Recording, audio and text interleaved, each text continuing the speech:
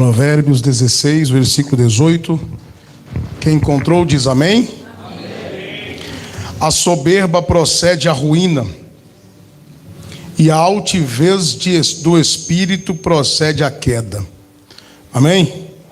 A soberba procede à ruína, e a altivez do espírito precede a queda. Precede a queda. Pode assentar. Jesus, fale conosco, Senhor. Por intermédio da sua palavra nós queremos ouvir e ser edificados pela tua palavra. Ó Deus, em nome de Jesus, fale conosco. Irmãos, em rápidas palavras, o texto nos diz, irmãos, do perigo da altivez, do perigo da exaltação, do perigo da grandeza do coração do homem. Capítulo 26 de Crônicas, de 2 Crônicas, quem tem Bíblia, por gentileza, e queira nos acompanhar, ficarei grato se você usar também a sua Bíblia nessa noite, em nome de Jesus. A sua fiel companheira, glória a Deus. Quem encontrou diz amém. Vamos manter a Bíblia aberta nesse livro de 2 Crônicas 26.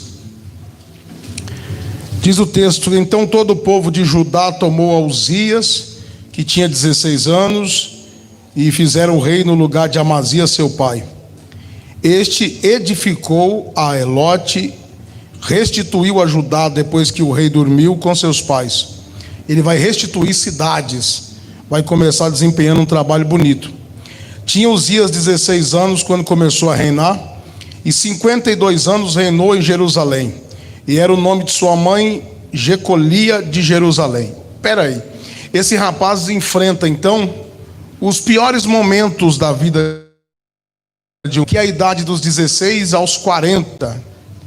Davi vai falar dos pecados da mocidade. O jovem, ele é tendencioso ao pecado.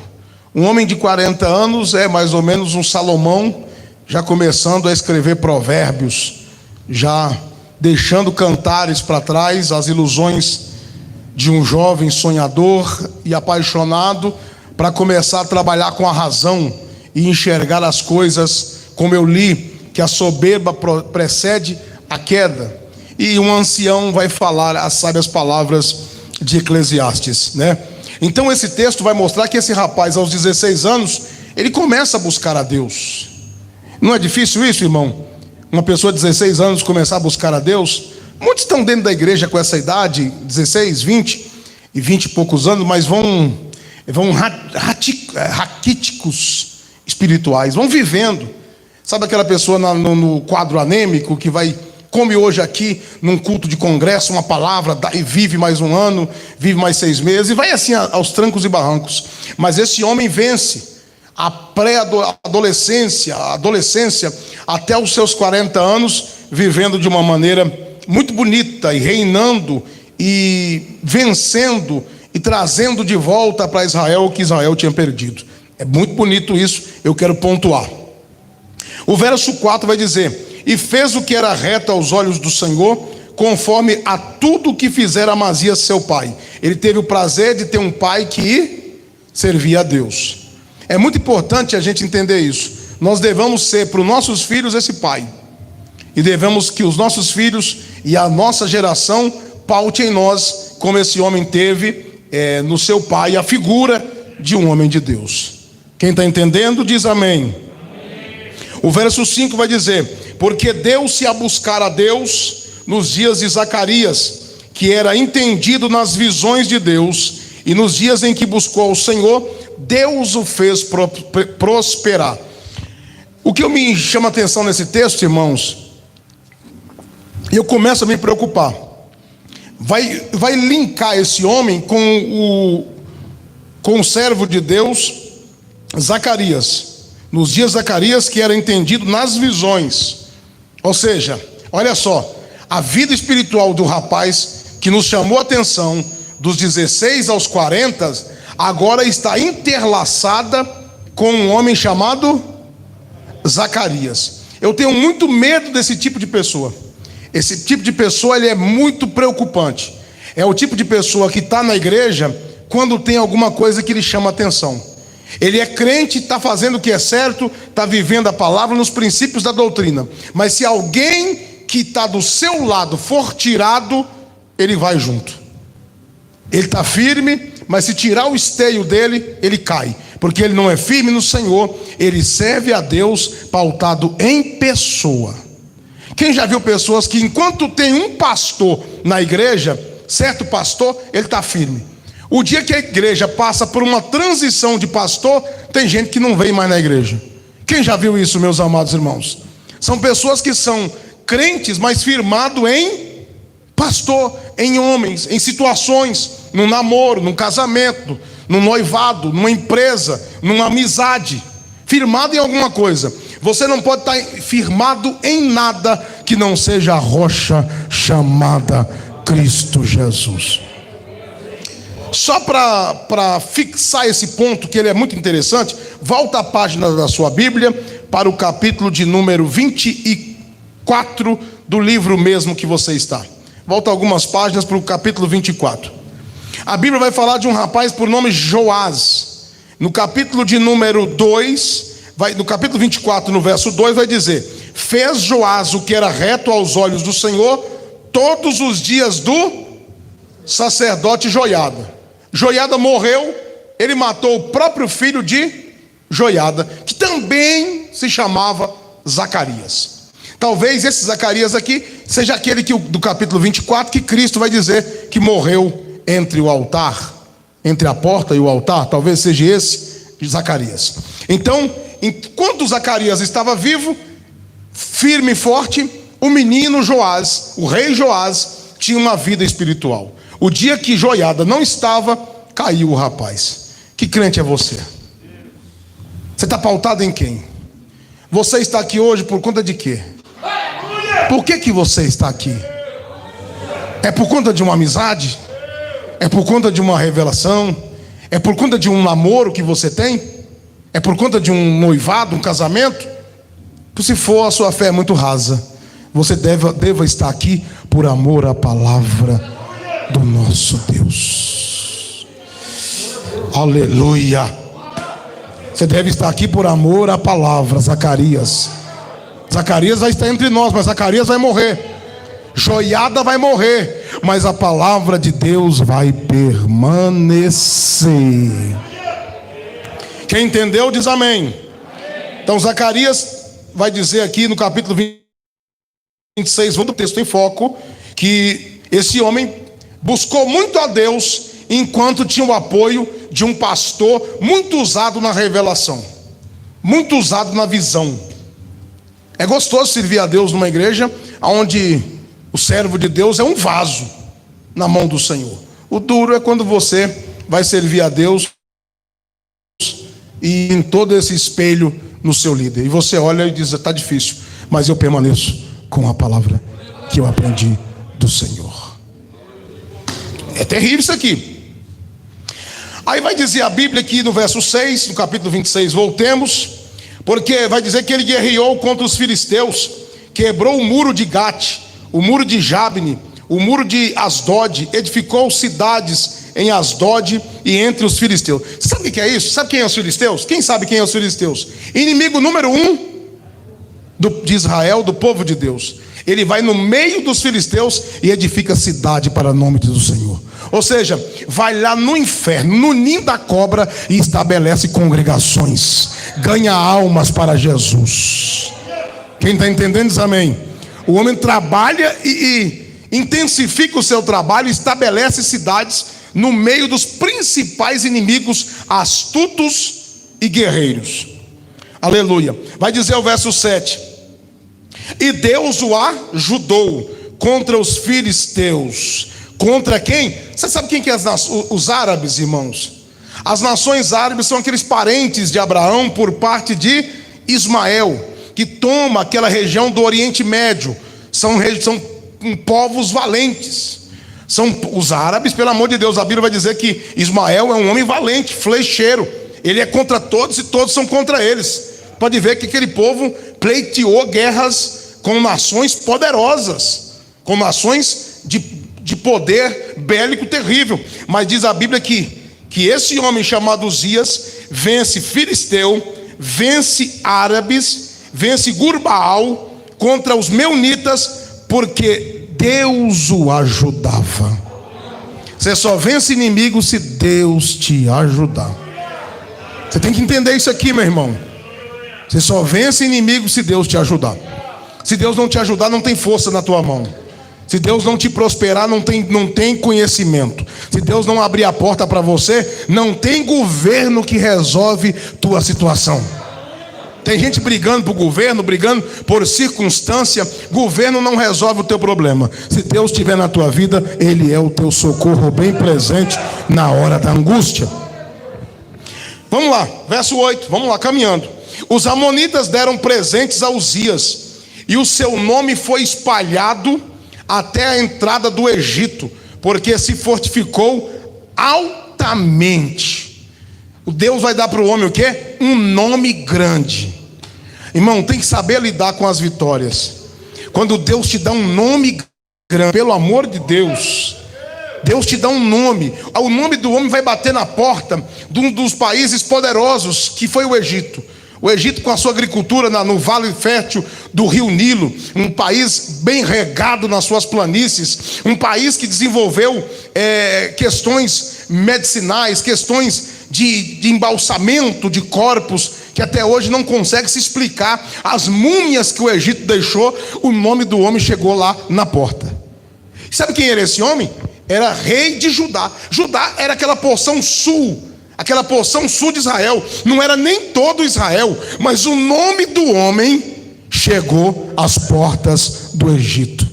Deus pega homem sem nome e levanta os caídos, e assopra o nome do homem sobre a terra, para todo mundo ver que Deus é na vida dele. Agora vamos lá, vamos continuar caminhando. O nome do homem cresce. Também Uzias edificou torres em Jerusalém, a porta da esquina, a porta do vale, a porta do ângulo, e os fortificou. Ele vai fortificar o quê? A cidade. Vai construir torres, vigilância, vigias, sentinelas, e vai fortificar Jerusalém. O 10 é muito bonito, porque esse homem atua em diversas frentes. Parece que o país dele vivia um momento tão pujante. Era um país tão pujante que alguém olhava assim, era máquinas trabalhando, era empreendimento, era uma prosperidade no reino de Uzias, que era algo maravilhoso. O verso 10 vai dizer: edificou torres no deserto, cavou muitos poços, tinha muita água, investiu na água, porque tinha muito gado. O agronegócio deslanchava, tanto nos vales como nas campinas. Ele conseguiu criar gado no vale, onde tinha ribeiros, e também nas campinas. Tinha lavradores e vinhateiros, nos montes e nos campos férteis. Ele atuou em todo tipo de terreno. Não tinha terreno que o impedia, não tinha problema geográfico para ele. Quem tem Cristo não tem problema com a geografia. Quem faz o lugar é você. Aonde você põe a ponta dos pés, Deus coloca contigo. Porque era amigo, a parte final do versículo, era amigo da agricultura. Ou seja, tinha prazer em plantar. Era aquele homem que tinha prazer de investir em técnicas agrícolas. Imagina a abundância alimentar. Tinha gado com fartura. Tinha gado com muita fartura. Tinha gado das campinas. Tinha muita agricultura, ou seja, estimulou a agricultura familiar. O país viveu momentos de apogeu, de tanta prosperidade. E o nome do homem se espalhou assim. As pessoas diziam: o que está acontecendo em Judá? Aquele rei é terrivelmente abençoado, porque Deus o ajudava. E não era só isso, irmão. Ele tinha, no verso 11, um exército de homens destros na guerra. Esse destro na guerra eram homens preparados para a guerra, homens preparados, belicosos. Segundo o número de tropas, segundo o número de resenha feita por mão de Jeiel, o escrivão, e Maséias, oficial, sob a direção de Ananias, um dos capitães do rei. O total dos chefes dos pais, homens valentes, 2.600. Homens valentes, homens destros para a batalha. Debaixo das suas ordens havia um exército guerreiro de 307.500 homens que fazia a guerra com força belicosa, com força destra, com força preparada, com armas preparadas para ajudar o rei contra os inimigos. Deus levanta companheiros, soldados valorosos e coloca do lado de Uzias. Bendito seja Deus. O homem que Deus ajuda é assim que acontece na vida dele. Ele não fica sozinho. Deus levanta homens valentes e coloca do nosso lado para nos ajudar. Eu fico preocupado com isso, viu, irmãos? Porque diz a Bíblia que quando Deus tem paz conosco, Ele faz com que até os inimigos tranquilizam. Então a gente está vendo que parece que Deus não está em paz conosco. Parece que Deus não está agradando de nós. Porque é um querendo engolir o outro. Quando Deus está no controle, até os inimigos têm paz. Todo mundo se ajunta. Meu Deus do céu. Tem misericórdia de nós, Jesus. Vamos lá? Verso 14: e preparou Uzias para todo o exército escudos, lanças, capacete, couraças, arcos, até fundas para tirar pedra. Isso aqui, irmãos, era um avanço tecnológico que viveu o país. Era mais ou menos assim, era notícia nos jornais: Israel descobre arma que atira pedra a longa distância. Israel prepara couraças e arcos. Israel agora tem soldados com capacetes, com escudos. Você entende isso aqui? É isso aqui que vivia. Para estar escrito isso aqui, é mais ou menos assim, era notícia no mundo. O país está preparado. O país está fortalecido. Tem colunas em Israel. Tem sentinelas em cima dos muros. Ninguém pode dominar esse país de Israel, esse país de Judá. Eles estão preparados para a guerra. Não é bonito demais isso aqui? Ele tinha armas para tirar pedras. Isso aqui é fundamental. Olha o verso 15. Também fez em Jerusalém máquinas. Olha só, irmão, olha que coisa. Também fez em Jerusalém máquinas da invenção de engenheiros. Olha que obra, olha que investimento que esse homem fez.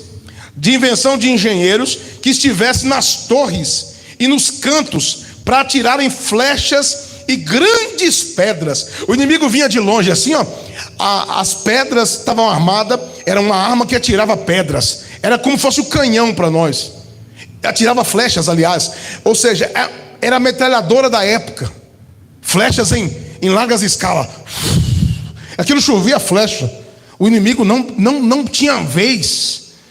O inimigo não tinha vez. Que homem que se armou, que homem que se preparou. Não tem nenhuma passagem na Bíblia que descreve um homem com tanto desenvoltura no seu país.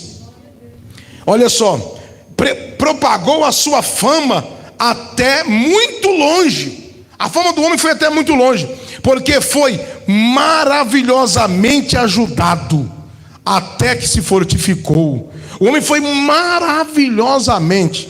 Ninguém podia destruir o reino de Uzias.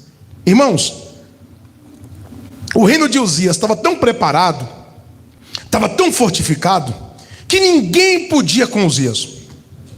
Quem chegasse lá, de longe, flecha pegava ele. Capeta que passasse na esquina da casa de Uzias, as pedras já comiam na cabeça dele. Não tinha para o inimigo. Não tinha jeito. Para derrubar esse homem não tinha jeito.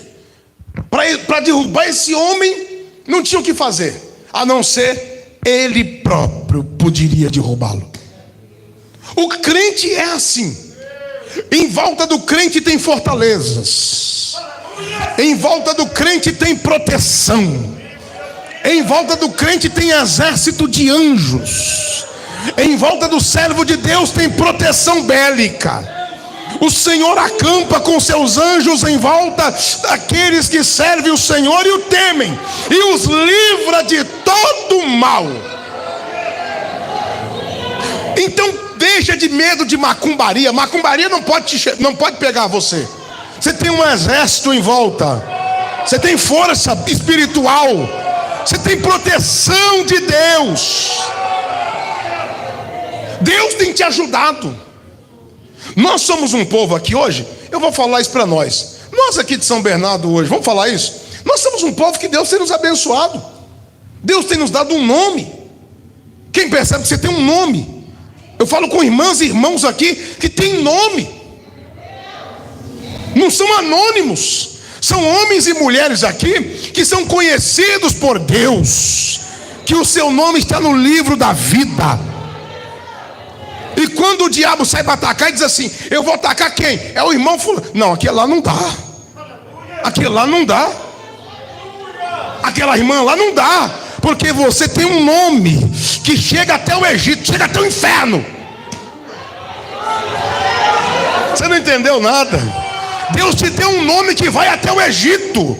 Egito era o lugar da masmorra, era o lugar onde Israel ficou preso. Hoje o lugar que nós ficamos presos é o inferno espiritual, o diabo. Mas nós temos um nome. Quando sai ordem para o diabo nos derrotar, ele diz: quem é o nome? É de fulana, que canta no grupo. É de fulano, que serve aquele Deus e congrega naquela igrejinha. Não dá para mim tocar nele, porque você está guardado pelas mãos de Deus. Ai, mas o perigo, irmãos, muitas vezes nós preocupamos tanto com o diabo. Às vezes nós preocupamos tanto com o diabo. Às vezes nós preocupamos tanto com o que os irmãos falam da gente. Será que o pastor Laí pensa de mim? Preocupamos tanto com isso. Não importa. O que o pastor Lima pensa de mim, o que o presbítero Nilson pensa de mim. Ficam preocupados. As pessoas não podem nos atingir.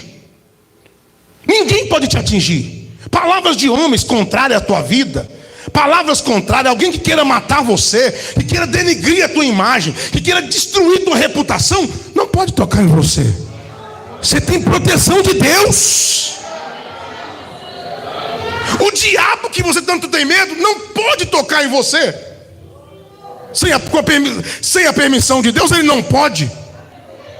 Pode oferecer galinha preta, pode oferecer bode, pode oferecer sangue de cabrito, pode oferecer o que quiser, porque sobre nós tem a marca do sangue do Cordeiro. Ninguém derruba. Mas olha para cá. O problema, irmãos, do homem nasce aqui. Você imagina um homem desse, ovacionado pela rua. Quando ele saía pela rua, é aquele político, como é que eu vou dizer, populista, que entrega obras e que mergulha, de mergulhão na frente do povo. É aquele Vargas, o Getúlio, que o Brasil tanto gostou. Você está entendendo? Governantes que quando ia dar um discurso, o povo ovacionava. Era esse homem aqui. Nosso rei, nosso rei. Tem uma coisa, irmãos. O seu dinheiro, o seu nome, a marca da roupa que você usa, a etiqueta da sua roupa, a marca do teu sapato, o teu grau de escolaridade, o teu conhecimento acadêmico, não muda as regras na casa de Deus.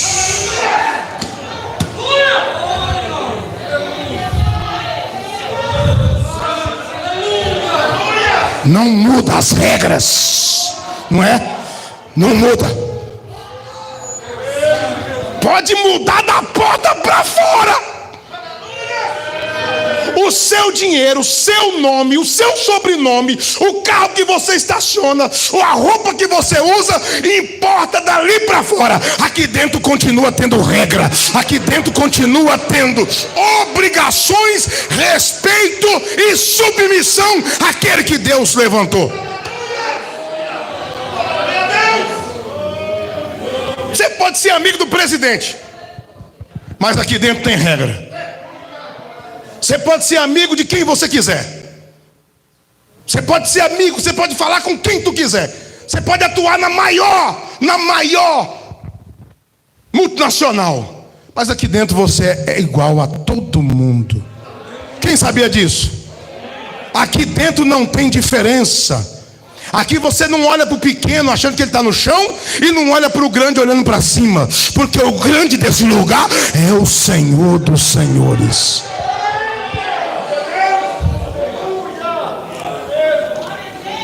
Isso é terrível. Ele agora, meus amados irmãos, verso 16, vamos continuar navegando pela Bíblia. O seu GPS está aí em ordem. Mas havendo já fortificado, fez o quê? Exaltou o seu coração até se corromper. A exaltação leva à corrupção. Ele exaltou o coração até se corromper e transgredir contra o Senhor seu Deus, porque entrou no templo do Senhor para queimar incenso no altar do incenso. Olha para cá, eu sou rico, eu ando, todo mundo me respeita, eu sou grande presidente, meu nome é conhecido até no Egito, todo mundo me conhece. Então eu agora não tenho mais regras, eu não tenho mais que respeitar sacerdote. Sacerdote? Eu não preciso mais de sacerdote. Eu não preciso mais de me submeter a pastor, a sacerdote. Eu faço o que eu quero, eu vou onde eu quero, eu não falo com pastor, eu não tenho nada a ver com sacerdote. Eu entro na igreja, eu tomo a minha ceia, eu sacrifico aqui, eu mesmo consagro a minha ceia, eu sou diácono, eu unjo com óleo, eu batizo nas águas, eu faço casamento, eu faço o que eu quero. Você faz o que você quer na sua casa. Na casa de Deus tem ordem. E tem que ter obreiro de coragem para não deixar essas fronteiras serem ultrapassadas. Quais são as fronteiras, pastor? As fronteiras da amizade, as fronteiras da conveniência. Vou levantar presbítero porque é meu amigo, vou levantar diácono porque é meu chegado, vou levantar pastor porque é meu companheiro. Não! As coisas de Deus é para quem Deus aponta.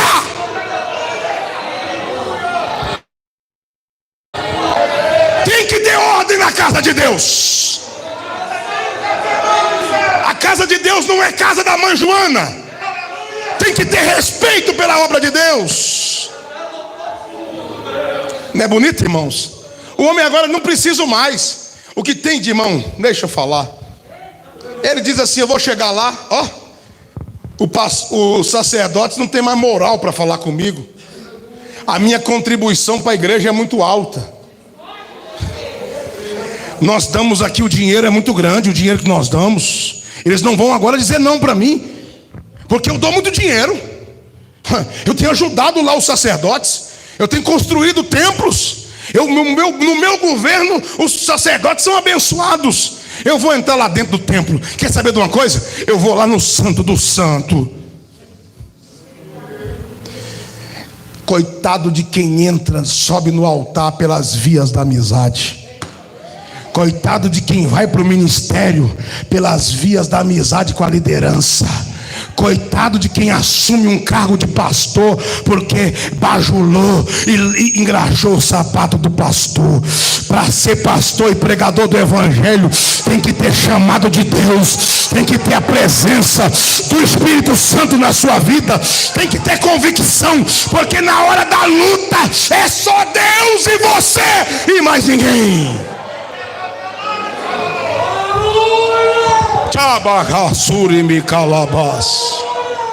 Eu tenho pena.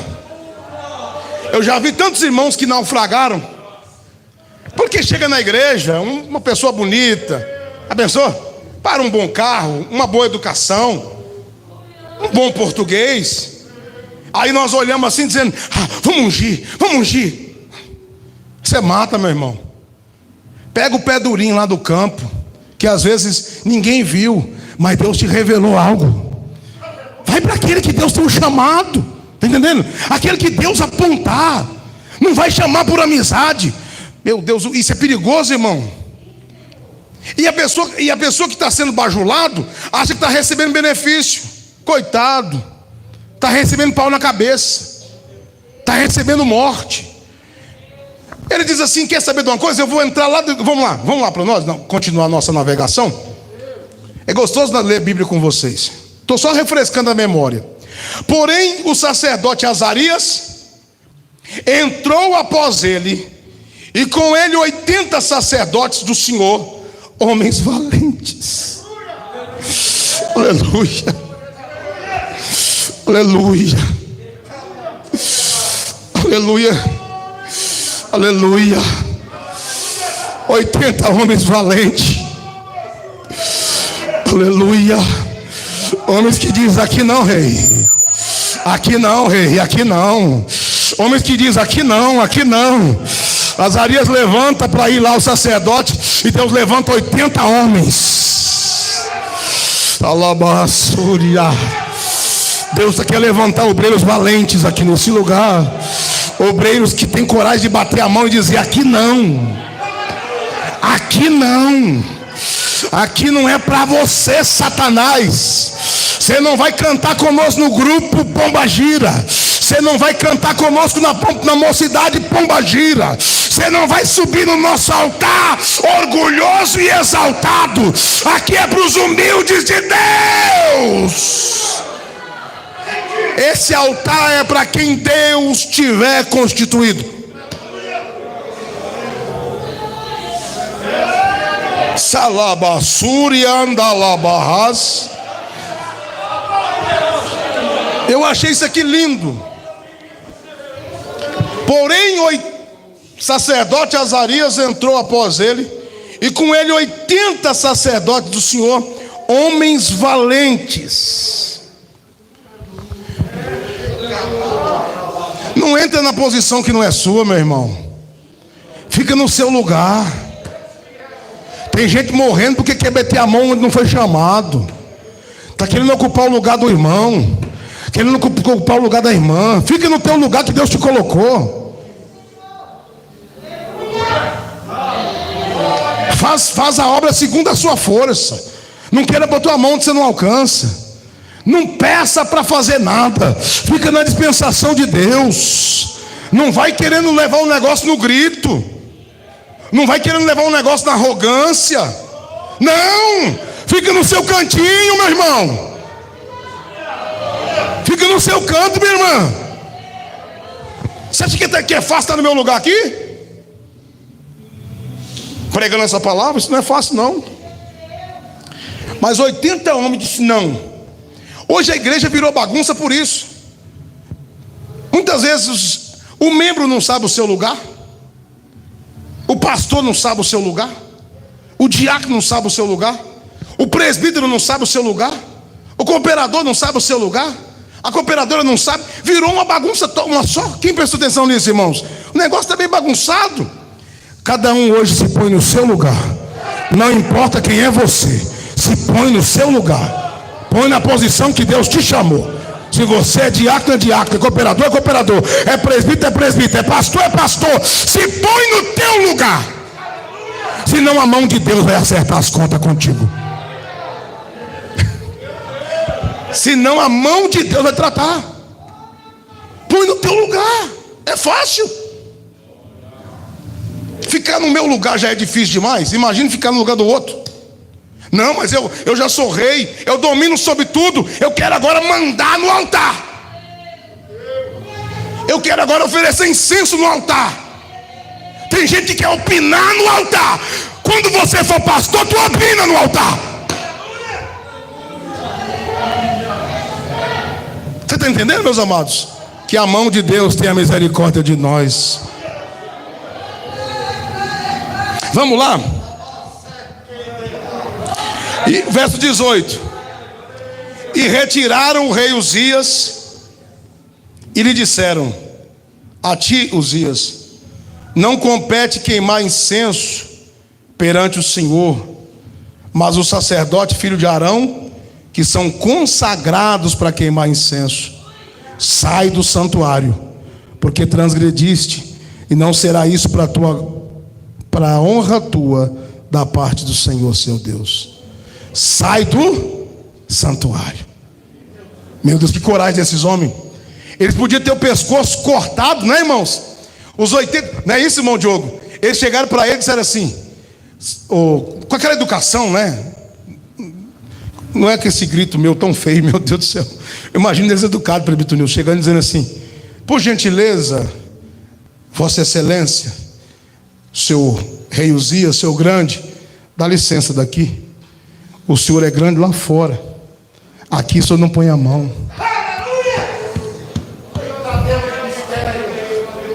Aqui você não mexe. O senhor pode dar licença para nós? Esse azeite aqui é para os presbíteros ungir com óleo. Você não vai botar a mão no azeite, não. E aí? Então, verso 19, vamos continuar terminando. Então Uzias se indignou e tinha um incensário na mão para queimar incenso. Ó, pegou assim a mão aqui, assim, o incensário, e disse assim: ó, quero ver quem me barra. Eu vou queimar incenso. Já viu pessoas assim? Ninguém tem nada a ver com a minha vida, pastor nenhum. Eu faço o que eu quero. Tá bom. Tá bom. Eu vou queimar incenso. Estou indignado. Eu sou o grande Uzias. Meu nome vai até no Egito. Tá bom. Pegou na mão para queimar incenso. Indignando-se, ele pôs contra os sacerdotes. Tem muita gente que está sofrendo da lepra, deixa eu falar, porque indignou contra o sacerdote.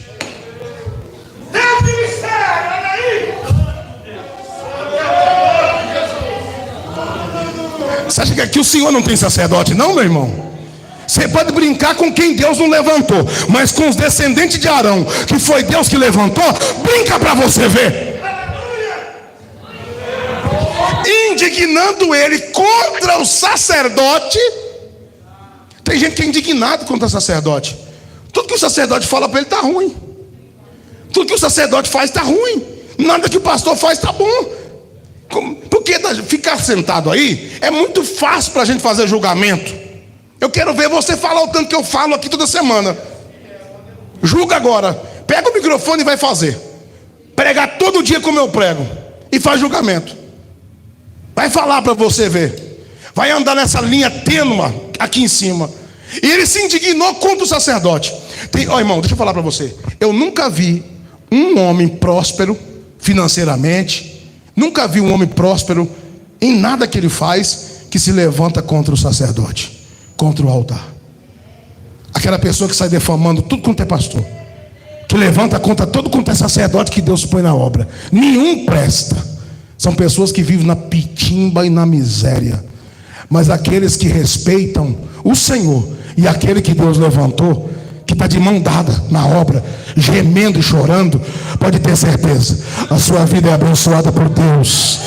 O Senhor prospera tudo o que Ele faz. Ele planta e a semente germina. Ele faz e Deus abençoa. Quem sabia disso? Vamos lá. Então Uzias se indignou. Tinha um incensário na sua mão para queimar incenso. Indignando-se ele, pois, contra o sacerdote, a lepra lhe saiu à testa, perante os sacerdotes, na casa do Senhor, junto do altar do incenso. Na hora, irmão. Ó, se tem uma punição que Deus gosta de usar para exaltado, não tem remédio melhor para exaltado do que lepra. A lepra pega em todo exaltado. O homem exaltou, a lepra pegou. Todo homem, quando ele exalta, o pecado já pega. A lepra é o símbolo do pecado. Exaltou, o pecado alastra, de repente está caído. Lembra de Miriam? Miriam se exaltou contra Moisés, contra o sacerdote do Senhor, porque Moisés também é da tribo de Levi. Moisés, ela se indigna contra Moisés, se levanta contra Moisés, e Moisés não abre a boca, Moisés não fala nada. Mas até a lepra pegou naquela mulher terrivelmente, e ela ficou leprosa. Irmãos, vou aconselhar vocês. Nós conversávamos isso, né, mãe, em casa. Nós falávamos sobre pastores, sobre liderança, e ela dizia assim: olha, nós temos que manter a nossa boca fechada. Tem coisas que não compete a nós mexer. O homem ficou na hora o quê? Leproso. Então o sumo sacerdote Azarias olhou para ele, como também todos os sacerdotes, e eis que já estava leproso na sua testa, e apressadamente o lançaram fora, e até ele mesmo ficou tão envergonhado, se deu pressa a sair, visto que o Senhor o ferira.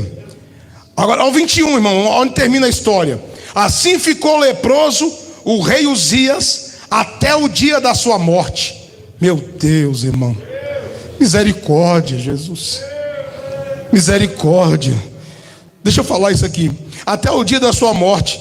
E morou por ser leproso numa casa separada, porque foi excluído, foi segregado, né? Foi excluído da casa do Senhor. E Jotão, seu filho, tinha o encargo da casa do rei, julgando o povo da terra.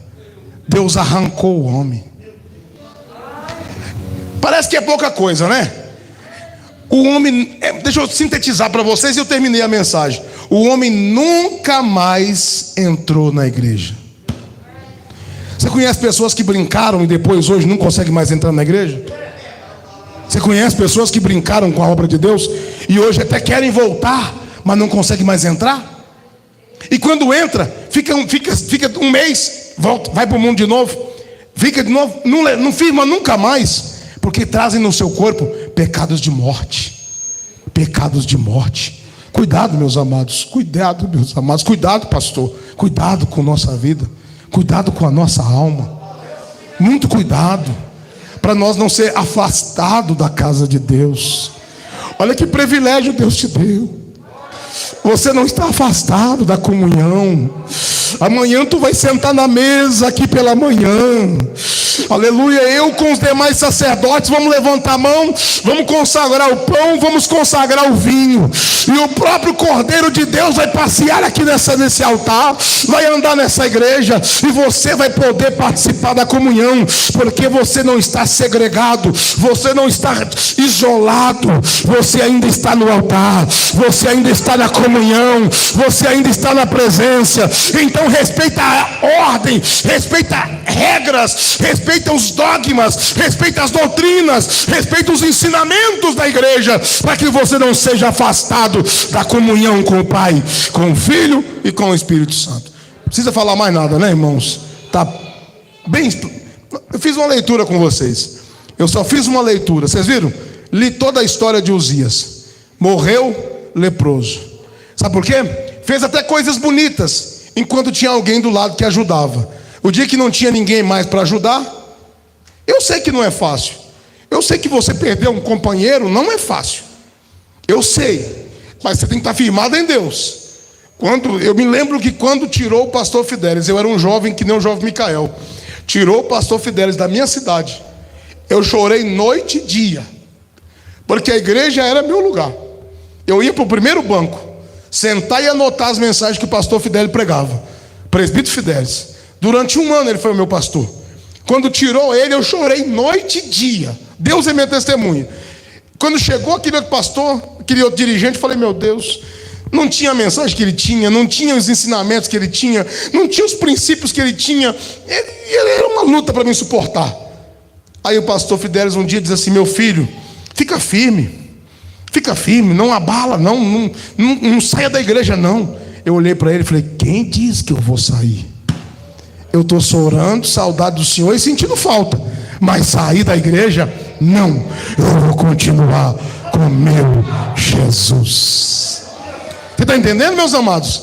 Você perder alguém do seu lado, que te apoia, que te dá um braço amigo, que te dá uma palavra quando você precisa, e vem uma pessoa que talvez não tenha a mesma identificação, não é fácil, a gente sente vazio, mas a gente sente que Jesus é o mesmo, aleluia, e Ele está conosco na congregação.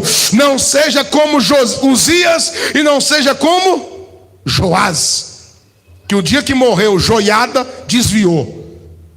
Jesus amado, eu tenho pregado para um povo, e aonde eu tenho passado, eu tenho ensinado isso. Não seja crente no pastor Jefferson.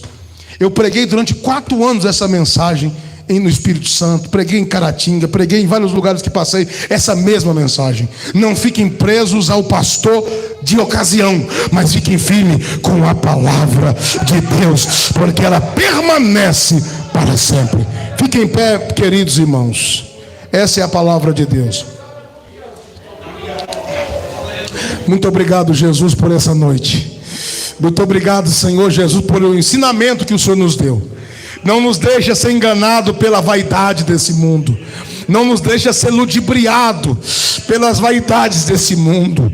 Nos ajuda a posicionar como aqueles 80 sacerdotes valentes, que não se vendem, que não se vendem por dinheiro, que não se vendem por fama, que não se vendem por oportunidades, mas que velam pela tua palavra. Alaba Súria, Jayandasi Balaya, Jayandaia Súbia. Seja conosco, Senhor, para a glória do teu nome, Jesus. Os pastores de hoje podem assentar. Falta engraxar o pé do... Quase que eu falei. Deixa eu parar com isso, meu Deus. Estou numa live. É assim ou não é? Estou dizendo de um grande monarca, mas aqueles 80 sacerdotes disseram que não. Se fosse hoje, vou liberar a verba para a construção do templo central. Queremos o seu apoio partidário, pastor. O senhor é pastor da maior convenção do Brasil. Nós queremos o seu apoio. Eu quero até usar o seu microfone, por gentileza. Fique à vontade, senhor. Quase que falei de novo. Mas os 80 sacerdotes disseram: não. Teu lugar é no palácio. Como é que chama lá mesmo? Do Planalto Central? Como é que chama lá, irmão? O Alvorada, pelo amor de Deus, pastor. Não é Casa Branca, não. Seu lugar é o Alvorada. Aqui é lugar dos sacerdotes. Teu lugar é Alerge. Teu lugar é lá, senhor deputado estadual. Vai para a sua Alerge. O seu lugar é na Câmara Federal. É no Senado. Mas os sacerdotes é no altar, misturado com fogo da presença de Deus. Eu sinto Deus conosco. Sabe como é que eu vejo nós aqui? Pode falar com vocês? Pode falar? Eu vejo vocês aqui hoje como um dos 80. Aleluia. Eu vejo vocês aqui hoje como um dos 80, dizendo não para Uzias, dizendo não para a vaidade, dizendo não para o mundo, dizendo não para a apostasia. Quem é dos 80 valente aí? Está dizendo não para esse mundo, dizendo não para os prazeres dessa vida e dizendo sim para Cristo. Amém, amém, amém. Glória a Deus.